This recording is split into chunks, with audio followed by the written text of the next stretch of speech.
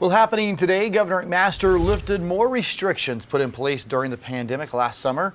The latest order involves restaurants and bars. A lot of people happy about this. Fox Carolina's Brookley Cromer joins us live in downtown Greenville with more. Well, starting today, the governor has lifted that restriction, and bars and restaurants can again serve alcohol after 11 p.m. Now, the owner here at Maestro Bistro in downtown Greenville tells us that he's excited for the change and expects an uptick in business.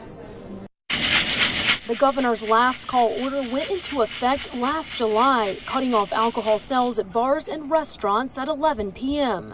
But with a steady decline in statewide COVID cases, the governor has removed those restrictions. We're still going to make sure we take every safety precaution just to ensure that our guests feel safe in the restaurant. Tyrell Parker is the general manager of Maestro Bistro and Dinner Club.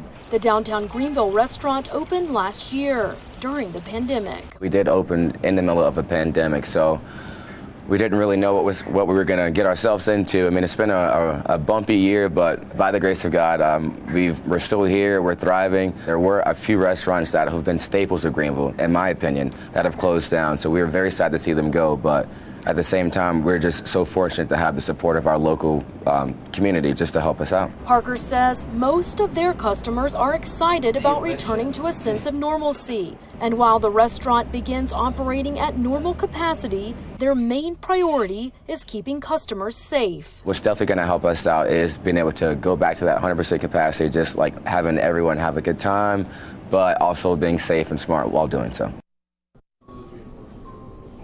Now, here in downtown Greenville, masks are still required inside all retail establishments, which includes bars and restaurants. That city ordinance is in effect until April 10th. Reporting live in Greenville, Brookley Cromer, Fox Carolina, the 5 o'clock news.